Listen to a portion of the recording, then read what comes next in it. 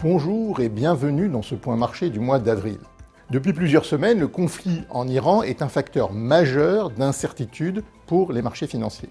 Les inquiétudes concernant les prix du pétrole et du gaz et l'incertitude quant à la durée de la fermeture du détroit d'Ormuz, qui est un passage stratégique du commerce mondial, alimentent le risque d'une poussée inflationniste et d'un choc sur l'activité, notamment dans les pays importateurs d'énergie.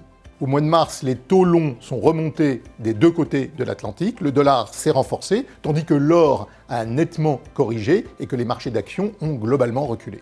Toutefois, les investisseurs qui perçoivent pour le moment ce conflit comme étant un choc de courte durée n'ont pas paniqué.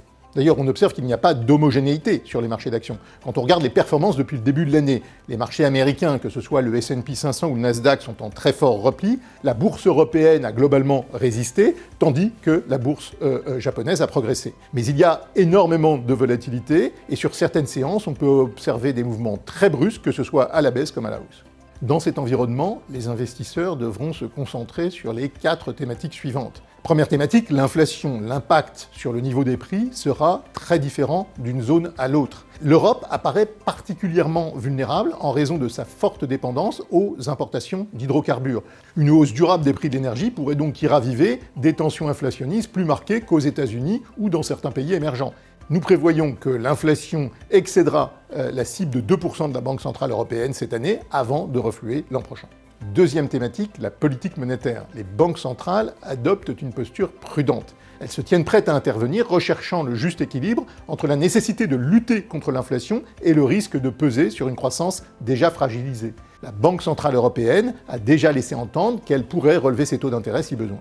Néanmoins, compte tenu des incertitudes économiques et de la moindre capacité des États à prendre des mesures budgétaires pour compenser l'impact du choc sur la facture énergétique, nous tablons sur un statu quo monétaire cette année.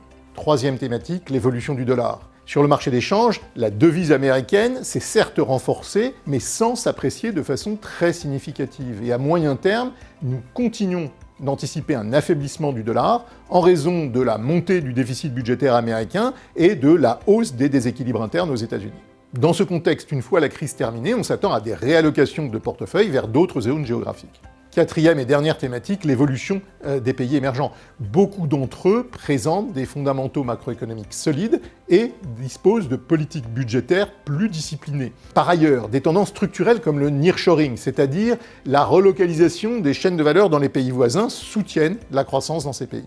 En résumé, dans cet environnement très incertain, les marchés d'actions et les marchés obligataires ont été simultanément pénalisés. Mais l'histoire de tous les chocs passés nous enseigne qu'en dépit des risques à court terme, les épargnants qui savent rester investis tirent mieux leur épingle du jeu sur le long terme. En attendant d'y voir plus clair, les investisseurs devraient diversifier leurs placements et se positionner sur les titres indexés sur l'inflation et sur certaines obligations d'État. En conclusion, la diversification et la sélection des titres restent plus que jamais essentielles car les investisseurs pourraient bien sous-estimer l'impact de la crise sur l'activité économique.